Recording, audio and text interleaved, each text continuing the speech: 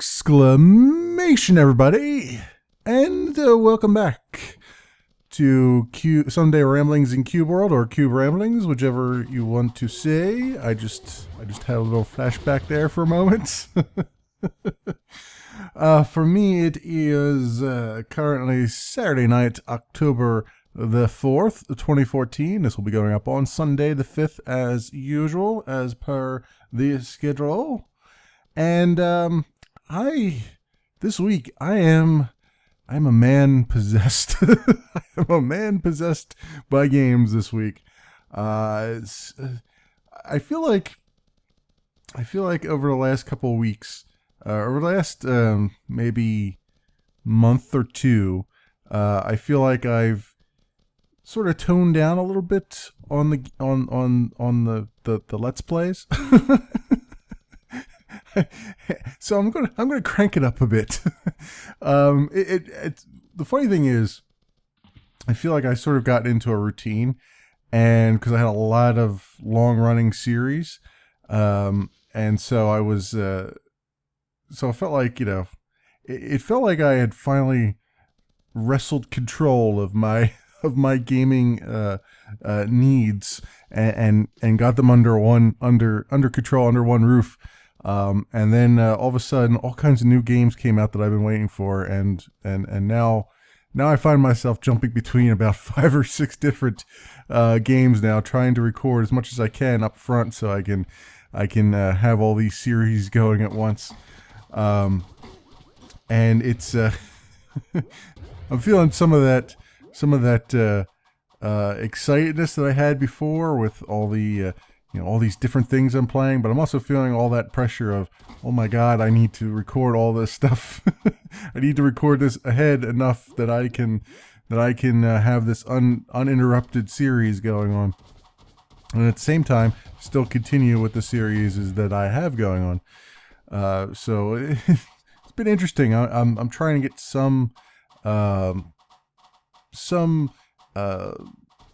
of this stuff recorded ahead of time, get a bunch of episodes recorded up front, so I can maybe hopefully stay ahead of the curve, but we'll see. It might be one of those things where I end up falling behind and I have to just sort of punt from once in a while, which it seems like a lot of YouTubers do that. They sort of punt whenever they run out of time, and they just say, okay, well, I missed it this day, I missed it that day, that so on and so forth. And I feel like I've been pretty consistent with getting things out, but I've had my own sets of failures, setbacks, I should say, not failures, but setbacks. Plus I need to there are still things on my list, my very, very, very long list of gaming stuff that I need to get back to. This require that extra little TLC to get back into it. I still am, actually, on that note, I am still from time to time jumping back into Space Run and trying to get past that one mission that just absolutely keeps wrecking me and stopping me from progressing in the game.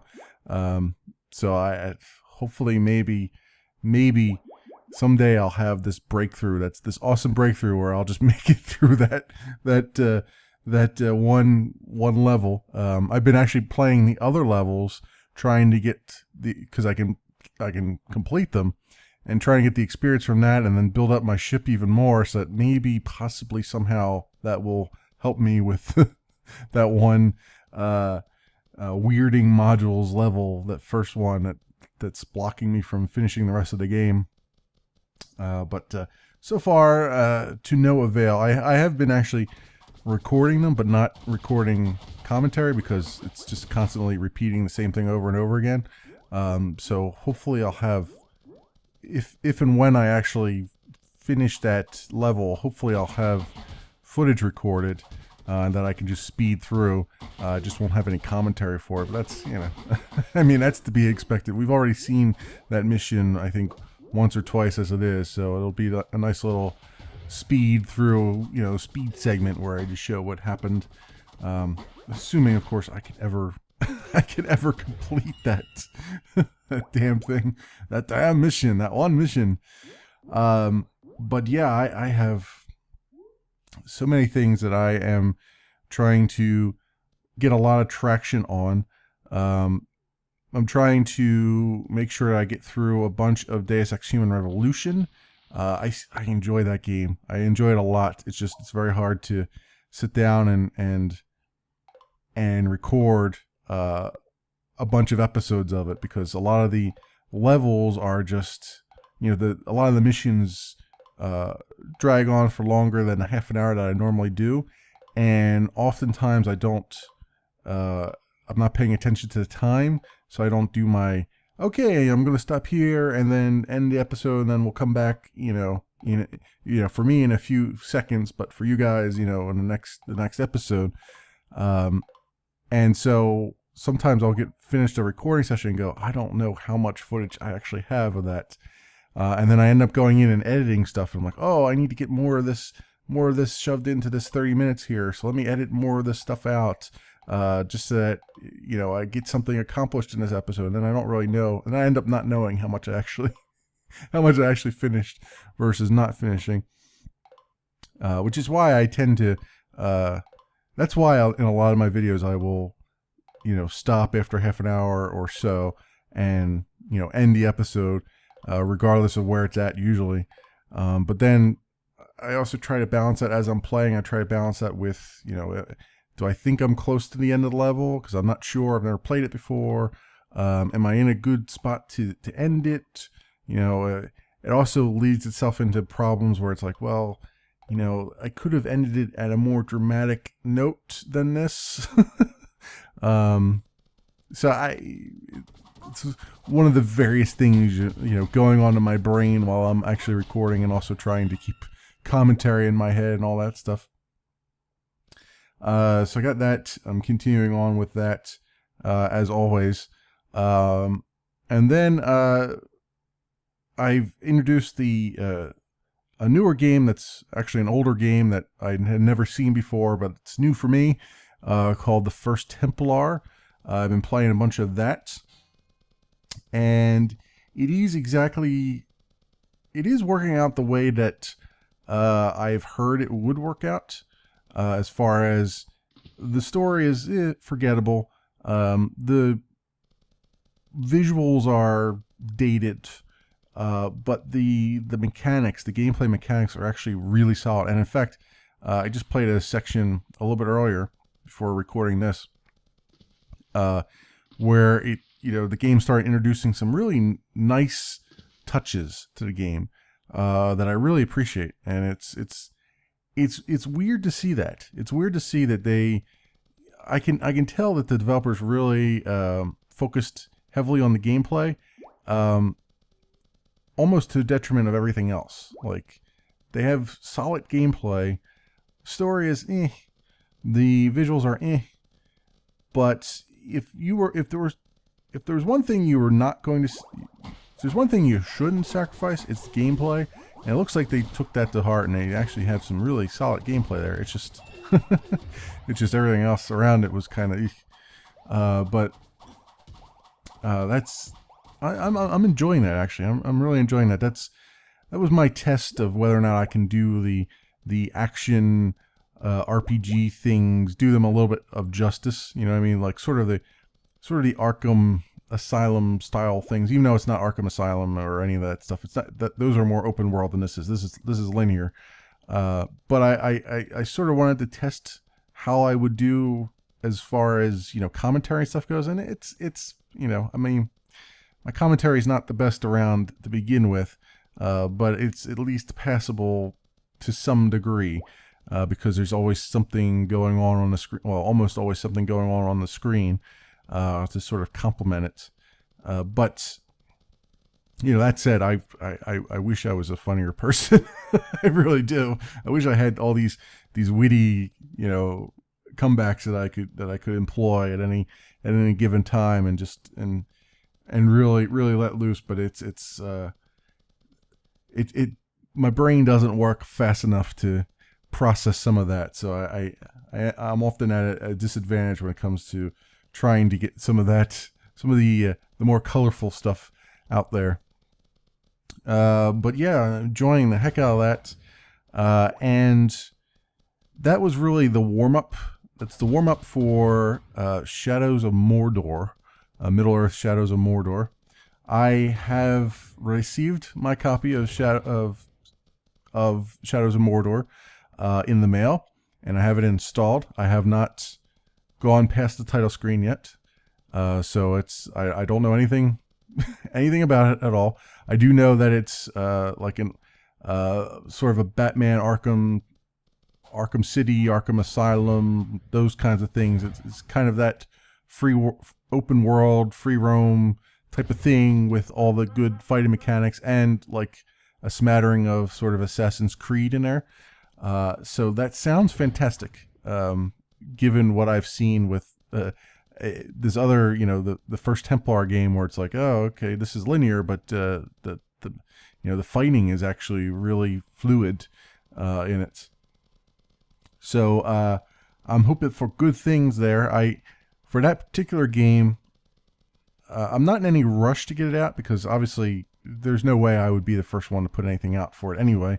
It's a AAA game, and I'm kind of letting it air out a little bit just in case, WB goes crazy and starts, content IDing everything and everybody. At least then I know there's precedent there and I can see what's happening and what to watch out for. But I do intend on, I'm hoping possibly maybe tonight right after I record this to start recording some more of that, or recording some of that. I haven't recorded any of it yet. And I think I will bank some of that up and,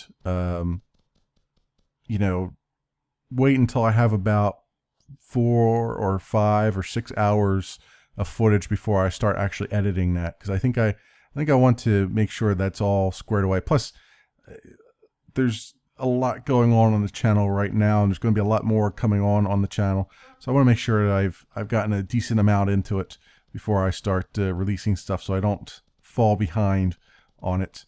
I think that would be the smart thing. I mean, I'm not. Like I said, it's a AAA game. I would never be the first to do it, and even though the audience may not be there later on, it'll still be something that I want to play, and I it's either it gets views or it doesn't, and there's no skin off of my teeth either way. That said, I also have been, as I've mentioned many times, trying very, very hard to find a nice racing game to record and play on the channel. I've been keeping an eye on Distance. That is coming out. Well, the beta of it, I believe, is coming out relatively soon, or the early access version of it's coming out soon ish. I have to check on Steam again, but I think it's going to be on Steam. But yeah, the early access version of that is supposed to come out soon, if not already by now. But I don't think it's come out yet because I haven't seen anything about it yet. I've been waiting for that for 2 years. I mean, I played Nitronic Rush. In fact, I might just jump in and play Nitronic Rush again because I know that it's only about 35 minutes. So it'll just be one episode, just jump in, do a little side quest, play Nitronic Rush, and be done with it. But that is the first iteration, really, of what will become Distance. I've seen that Co and others have, CoStar and others, have access to the alpha. I didn't. This was before I was doing anything on Kickstarter, so I didn't, I wasn't on Kickstarter when this Kickstarter went out. So I didn't participate in it. I would have if I had been as active in it as I am nowadays. But yeah, I can't wait for that. I want to see I want to see it for myself. I've seen a little bit of it, and I like what I see, and I want to play it for myself. Because it's been a while since I've done any racing games, and I'm in that mood. I'm just in that mood where I want to play a racing game. I played a little bit of Burnout Paradise on some live streams. I don't have any intention of recording that and putting it on YouTube. I thought at first I might, but I decided not to.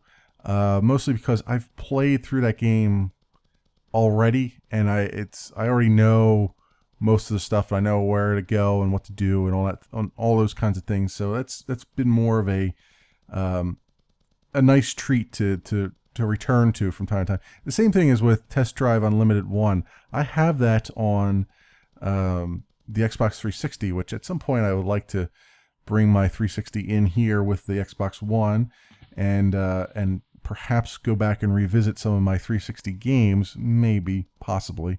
My thought there was maybe I would do Oblivion, but then I thought, you know, it would be better if I just purchased Oblivion again for the PC and then modded it, since there's plenty of mods out there for that. So I might end up doing that too.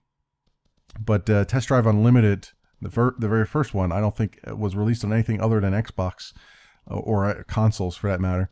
That was I enjoyed that game a lot. I did purchase Test Drive Unlimited 2 for the PC. I have it on my Steam account, and I played it a little bit on the PC, and it's really bad. I mean, the controls were just terrible. It just felt bad. It felt like I couldn't do much with it. Even when I used my controller, I mean, that was the driving force behind me getting my controller all hooked up, my 360 controller hooked up to the PC. Even when I plug that in, it's still, everything is just so rough to touch. Maybe I'll go back to it and try it again, because maybe my sensibilities have changed a little bit, but over the past year or two since I've touched it. But yeah, that was my initial assessment of that, and I wasn't having too much fun with it when I tried it. I couldn't get past like the training stuff, you know, to get your first license and crap. That was just driving me insane. But have that, and what I've decided to do for my first foray really into the racing games on my YouTube channel is to start playing Forza Horizon 2. Now, I've seen some footage out there, particularly of Vintage Beef and whatnot, and you know, I saw him play through the original Forza Horizon, and that was kind of cool. It was nice, you know, it was a thing. Forza Horizon 2 is the same but different. It's different enough that it feels more to me like Burnout Paradise.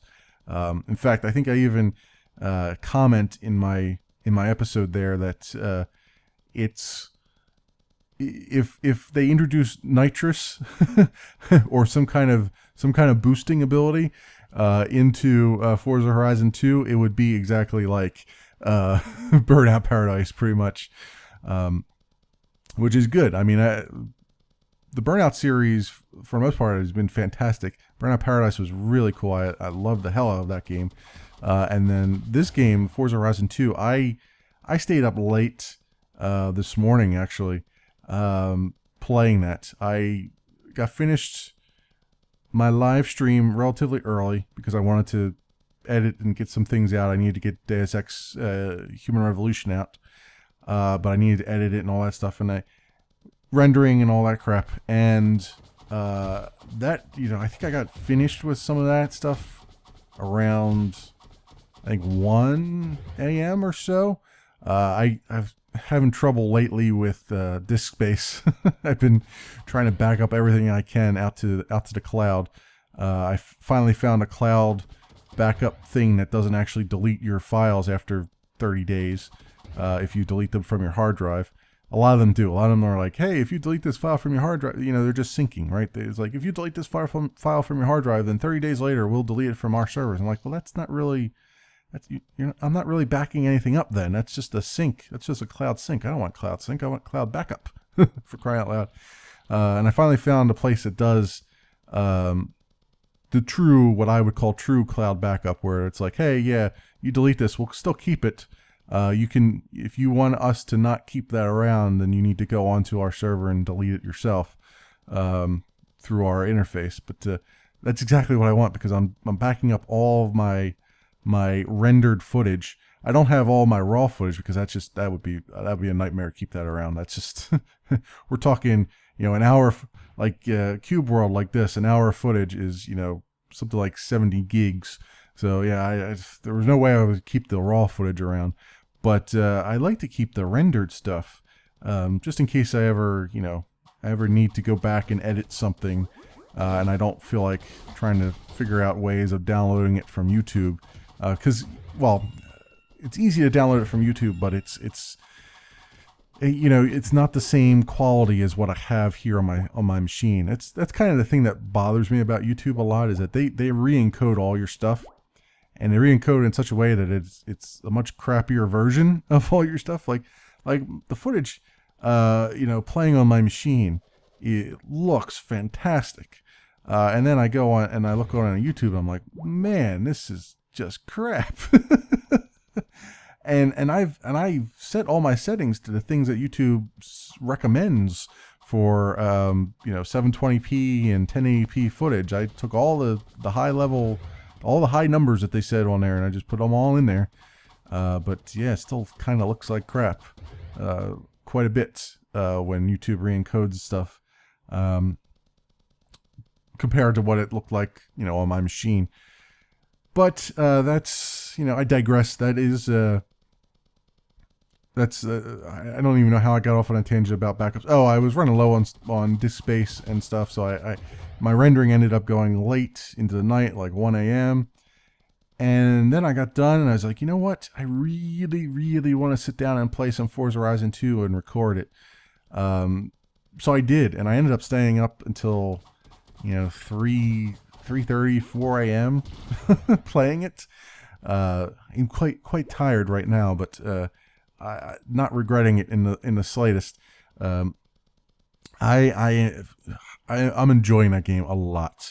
It is very much a fun game. I'm in a situation where I'm not sure how much to show and how much not to show as far as the footage goes. I've been cutting out most of the non-racing footage, where I'm not doing it, where I'm just going between events. I know that Vintage Beef and others tend to keep some of that in, but I figured, my commentary is pretty sparse, particularly because it was like 3 in the morning.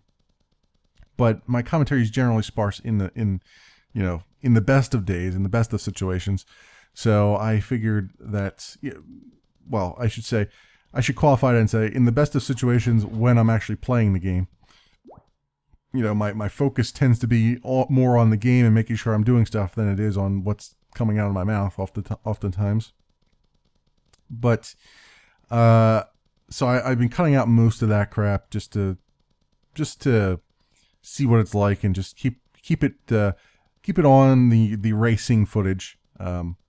I did particularly poorly when I increased the difficulty, but you're going to get to see that. That's going to be painful, I think, for people who are really good at racing games or really enjoy racing games. It's going to be painful to watch me fail as badly as I did.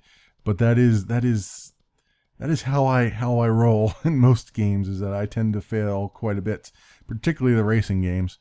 But then I turned the Drivatar difficulty back down again to average, and I went from finishing like 7th and 8th place to finishing 1st and 2nd all the time. So it's kind of a large gap there. That's very strange. So I'll be doing more tweaking of that as I go along. I'm already thinking to myself, oh man, I could possibly record some of that tonight too after I record some Shadows of Mordor. And I'm like, nah, that's probably not going to happen. It's probably not going to happen because I'd like to get a bunch of footage of Shadows of Mordor done before I do that. But we'll see. I mean, I have everything set up for the Xbox already, so I can just switch from one to the other, I suppose. So yeah, that's where I'm standing with that. I got a lot of those console games coming in now. I'll be, in November, I believe. What is coming up in November? There's something I've ordered that is coming in November, and I cannot, for the life of me, remember what it is at the moment. I have been on the fence about purchasing Sunset Overdrive. I've been going back and forth. I'm like, this might be really cool. And then I'm like, I don't know if I want to do it. This might be really cool. I don't know if I want to do it. Because I have a feeling that it's, again, I'm going to be, it's going to be something that's on my brain, like, oh, I got to record this now. This is awesome. This is terrific. which may not actually be the case, because I don't get that feeling when I play Saints Row games, like Saints Row games and the GTA games and stuff like that. Like I shouldn't say the GTA games, but the Saints Row games, I never feel like, oh, I gotta record this. I don't know why. I think it's more of it's so silly that I feel like the best way I could record it is to have no commentary, right? And just let it be, it's what it is. So I kind of feel like that they don't really need me. You don't really need me to be recording that stuff and uploading it. And I have a feeling maybe possibly Sunset Overdrive is kind of the same way. I really just want to play it to see what it's like. The thing I don't like about a lot of these console games, this is what has always sort of put me off about console games, at least the later generations of console games, is that they approach saves.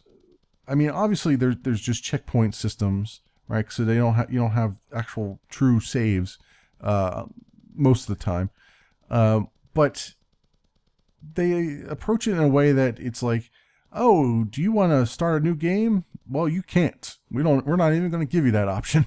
Like there's sometimes like I want to play a game a little bit, get a feel for it, and then go back to the beginning and play it from the beginning and maybe record it. But a lot of the console games are like, no, once you start playing, that's it. You're wherever you're going to be. You cannot restart from the beginning as much as you might want to. Unless sometimes I see a reset player button occasionally, but it's few and far between. So I don't know if I just have to buckle down and make a test user on my console and just play them there, and then if I'm happy with them, then go over to my main connected account and do it there. But then the online stuff would be kind of weird because I wouldn't have Xbox Live on that particular one, or Xbox Live Gold on that particular one. It'd be on the other one. I don't know. But those are things that work on my brain sometimes. It's like, oh yeah, you want to record this from the beginning? Well, duff nuggets. Duff nuggets.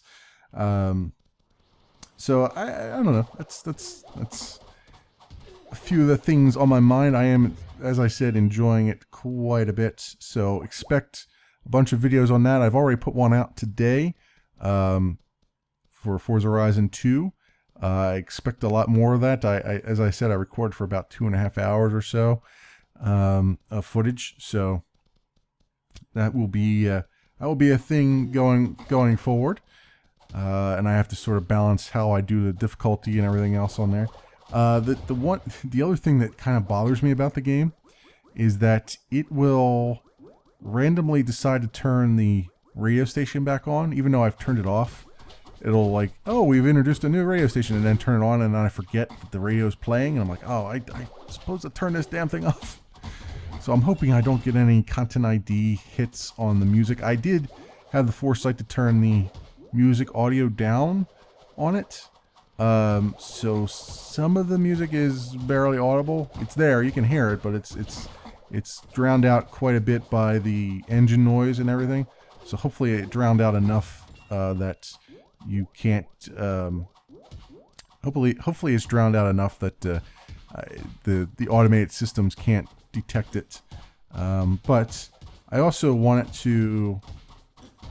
There are some sections where I did remember that the radio was on and I turned it off.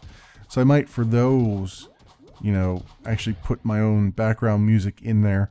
I have some more royalty-free music that I can use. That is not, that is not from Kevin MacLeod for a change.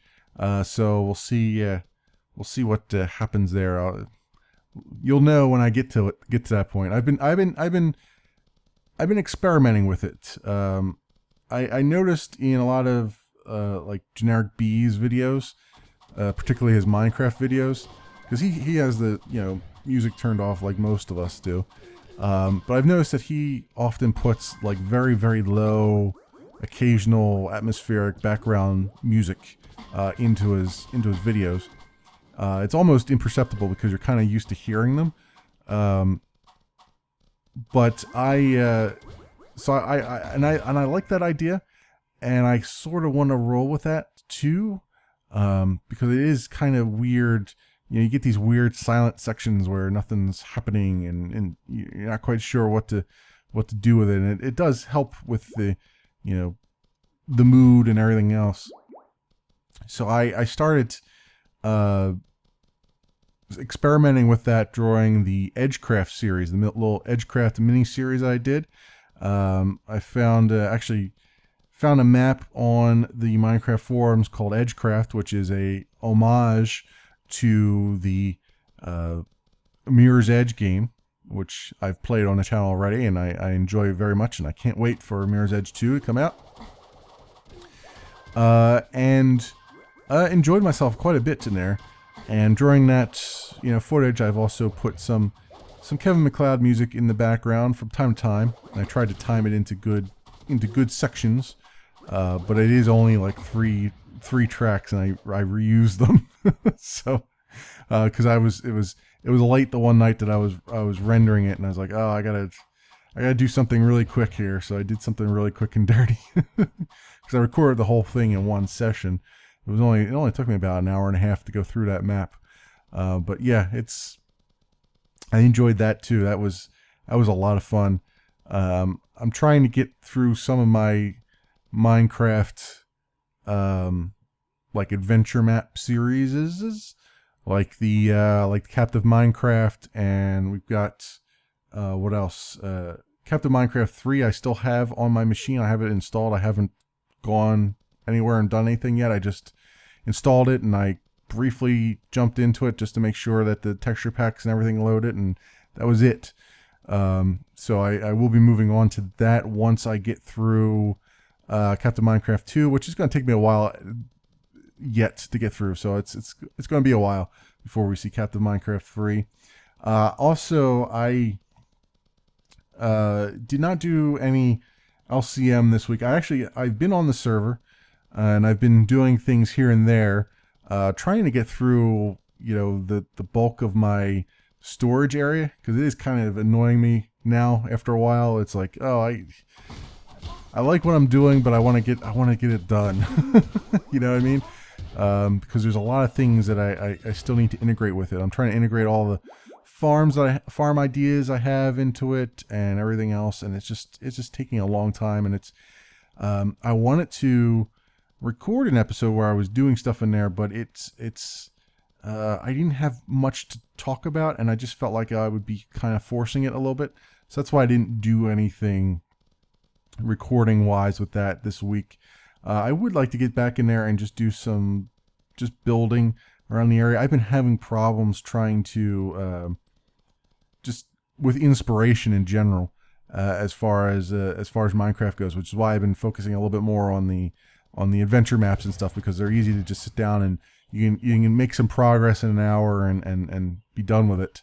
Whereas the traditional vanilla Minecraft, it's much more difficult because you have to spend hours upon hours of grinding and trying all different things in your buildings and trying to get them to look the way you want them to look and getting the resources you want and all that stuff.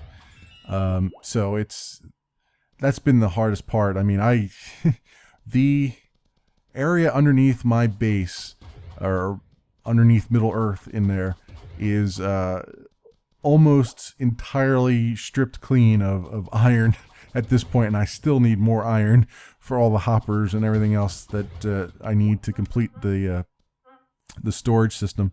So it's a bit of a bear. It's a bit of a bear to try to get through. But I will still be active on there. I am still active on there. Well, as active as I've ever been, which is, I try to stay on. I try to get on there at least once or twice a week. It's just that every time I'm on there, I'm usually the only one because it's usually, a lot of the people are Europeans, and so, I'm on there at, 8 o'clock at night my time, and they're all in bed at that time usually. So usually nobody else on there when I'm on there. That's just the way it is. I can't. There's nothing about that. I don't know. Every time I go back to spawn, it looks like there's still a lot of work happening. So obviously there's still an active building going on there. It's just I haven't had a chance to really interact with anyone in a while. So we'll see. Keep it on with that. Minecraft stuff is still going to stay on Wednesdays. I am thinking of, with all these series that I'm recording, I'm thinking of where they're going to sit in the schedule. So the schedule is going to be jam-packed probably for a little while, and it's going to be a little bit odd sometimes. I mean, it's going to be par for the course for me because my schedule's pretty odd as it is. Like, hey, Tuesday, Thursday this, and Monday and Saturday, Monday this, and you know, it's kind of weird as it is. But so the weirdness will continue. It's just there'll be additional games that I'll be playing along the way, and also I want to, you know, I want, as I mentioned a couple times, I want to get some another mobile game going up on there. I've been thinking of Star Command. I think that's what it's called, Star Command. I've had that on my device for forever. The only thing that's been keeping me from recording anything from it is that there's a lot of dead time in there. It's very, very casual. It's the thing that a lot of mobile games do, right? It's like, hey, you're trying to kill some time, so we're going to have a whole lot of nothing going on the screen for a little while. You know what I mean? It's like very long turns. You know what I mean? You'll see what I mean when I start recording it. But I do like the concept of it, and I like what I've wanted to record it. I just wasn't sure about whether or not it would be something that would be cool to record. Whereas, you know, you look at something like Sortigo. Sortigo to me was one of those things that could have been released on PC as a normal game and didn't necessarily need to be on mobile devices. It's not that it doesn't work on the mobile devices. It's just that it's one of those things where it's like, hey, this is an action platformer, and that pretty much works everywhere. You know, whereas there's some things on mobile devices that would probably never work on PC. Like Star Command's one of those things because it's just too lazy about. It's not lazy. It's too meandering at times, right? You know, you need a little bit more action, a little bit more, you know, have things speed up a little bit better. Whereas if on a mobile device, you can get away with that because a lot of times people are just, you know, you're sitting at the DMV, you're sitting on the can, whatever, and you know, time is not an issue. The whole reason you're playing something is to pass the time. So that's my 2 cents on all that stuff. So yeah, I've been keeping an eye on some of those as well, some of the mobile games as always, and I have some ideas of things I want to play on there. I'm going to try. I also want to get back into, I want to see if Out There has been, I believe it has been updated. I looked on my device a little bit earlier and it looks like it's been updated, but I don't know if the new version that came out is the one that has the additional content that they were promising or not. I haven't looked at it since then, so I'll have to see. Because also, you know, Sortigo was also updated, but you know, I've completed that game, so there's really no reason for me to go back in there. There's the one nagging thing about that game that's constantly in the back of my head, and that's that there was one area in there that is locked off, and I have no idea like how to unlock that area, and it bugs me. I don't know if there's an area on the map that's locked, and it's permanently locked, and I can't figure out how to get to it, and I don't know if maybe that was just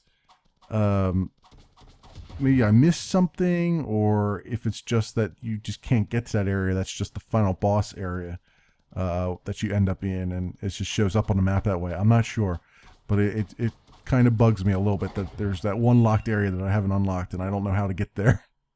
I might have to look up online somewhere and see if somebody else has figured it out, so I can just piggyback on that. And also, I think they fixed the the bug that I found with the final boss, where I could just sit there on the one side of the screen and complete it that way. So I don't know if that's actually the case or not, but I feel like that probably happened. I think I saw a mention of it somewhere on one of their blogs, the developers' blogs. So you know, I'm here and I'm rambling on as usual, and I have a ton of things still just kind of piling up on my news tab here that would be nice for me to actually get some traction on. A lot of this is, though, I guess it's good that I've rambled on this much, because a lot of this is just sort of one-liner stuff that I can just, you know, kind of news that I can't really expand too much upon, because there isn't much to expand upon it with. But I'll at least rattle off a few things here. There's a game that I hear is fantastic, and I've actually I've played a little bit of it on Steam, and it's one of those things that I sort of want to record sometime, but we'll see when. It's called the Banner Saga. That was just released on iOS. It's for $10. I don't know if they're going to be destined for Android or not, but at least they are. I did hear that they were going to be on iOS, and it looks like that is the case. I'll link you to a Polygon article that just kind of tells you that same thing that I just said, but I'll do it for brevity. So yeah, if you're a fan of the Banner Saga, it's an RPG. It's basically, if you looked at any of my Transistor stuff, it's kind of like that, but it's not sci-fi. It's fantasy. It's a Viking tale in a Viking world, and with like the Viking mythology and all that stuff. And it's a turn-based tactical RPG. So when you go to battle other enemies and stuff, you're on a grid, and you know, you move around on that and fire off your various weapons and all that stuff. So that is, I mean, that's all I know of it. I've played a little bit of it just to see what it's like, and it's kind of cool, and I do want to record it at some point in time. But it's that's really all I did. I recorded a little bit. I played a little bit of it to see if it would be something I would want to record in the future, and it is. So you might want to go, look up the Banner Saga and see if it's something you might like if you're into the tactical turn-based RPG stuff. Also, a little follow-up to a game that I played a while back called Next Car Game by Bugbear Entertainment. They have finally given the game a name. The game is now, well, on Steam it says Next Car Game Wreckfest, but as far as I know, the title is just going to be Wreckfest. WRECKFEST, as in breakfast, but only Wreckfest. And with that, they've also released their sixth build of their alpha that they've released, and it now introduces the multiplayer components along with a few maps, additional maps, and everything else. So I might jump back into that at some point.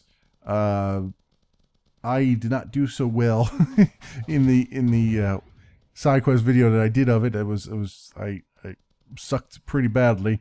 But maybe after I've gotten some practice in with Forza Horizon 2, maybe I'll suddenly get a little bit better with the with the racing games. Who the hell knows?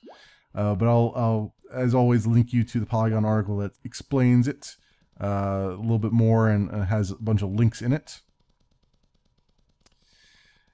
Let's see, what else we got on here? The Legend of Grimrock.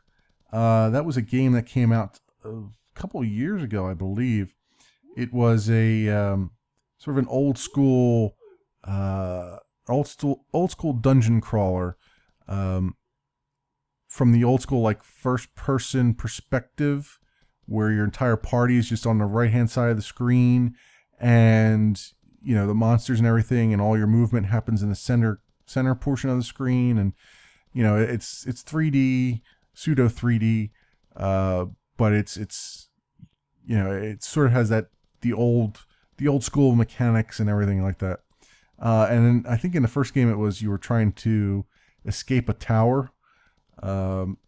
This one now they've released, or they're going to release on October 15th, the Legend of Grimrock 2, which follows the very same mechanics as the first one. But now you are, I believe, shipwrecked on Grimrock Island, which I believe the other one was I think Grimrock was where the tower was located in the first game, if I remember correctly. So that's so this one has emphasis on, like, there's some outdoor combat, and there's probably some indoor combat as well. It's still a dungeon crawler, still from that perspective, but it's a little bit different. It's got a little bit same mechanics but different feel to it. So if you guys were fans of the original Legend of Grimrock, the second one is coming out on the 15th, hopefully. I will link you to the Rock Paper Shotgun article that talks about it. Also, X Rebirth, the game that I eventually want to play once it's been patched up thoroughly and it works well. They have so the developers are releasing patches constantly for that. They're really good at actually patching up their games and supporting them a long time after their release, and that's continuing with X Rebirth. There's a bunch of patches coming out. A 2.5 patch, I think, is on its way. Everything else. However, they've also released, some new DLC for X Rebirth. It's called Talati Outpost. The interesting thing about this is, if you are an owner of X Rebirth right now on Steam, you can get Talati Outpost DLC for free until November 1st. So jump on that now. I actually just, right before I started recording here, I went on Steam. I went on the Steam store page for X Rebirth and looked at the DLC category and went right to the DLC page, and I was able to download it for free. So it is a thing. It is confirmed. You can get it for free until November 1st if you're a current owner of X Rebirth, sort of as a mea culpa for all the problems that X Rebirth has. So you should do that. After that, everybody's got to pay after November 1st. So, don't delay. Jump on it right away. That is my marketing pitch for the day, or for the night, or for whatever it can be. Another thing I want to sort of point out here, it's a game that's on Kickstarter right now, and the Kickstarter is almost finished, and it's hasn't met its goal yet. I forget how many days were left. I looked very briefly earlier before I start recording, and then I promptly forgot the amount of days that were left, but I think it's about halfway through its Kickstarter, its 30-day Kickstarter. It's a game called Flagship, and the interesting thing about this is it's on my radar because it's a sci-fi game. It's a real-time strategy game, but it's a real-time strategy game from a first-person perspective. So in other words, you are the commander on a flagship, on the bridge of the flagship of whatever, the Federation, Confederation, whatever it is, whatever they're calling themselves. You're a commander on the ship. You can walk around the ship. You can look out the windows, watch the battles as they progress. But you basically go to your command table, your electronic table, and you can command the battle from there, and it becomes a real-time strategy game. And I think the story behind it, if I'm not mistaken, is Earth is being evacuated, or is otherwise under attack by some rebel faction or some aliens.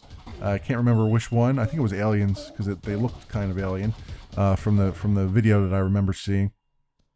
And you're trying to defend the Sol system from them and try to at least hold them off long enough to evacuate Earth and get everybody out of there. So it's a cool concept, and I'm really interested to see how it fleshes out. I've backed them on Kickstarter. They have the Oculus Rift support, but obviously I don't have Oculus Rift, so I don't really care so much about that. I don't really see the appeal of it either, to be honest with you, because it's just like it's like an excuse for developers to make you queasy, I would imagine, but whatever.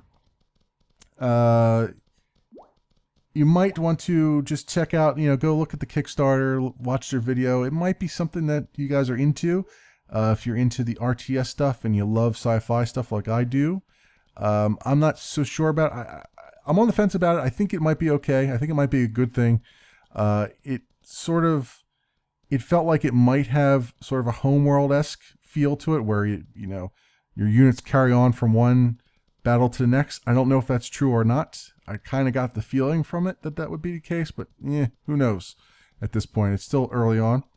But you might want to just check that out. I will leave a link to the Rock Paper Shotgun article that talks more about it than I will.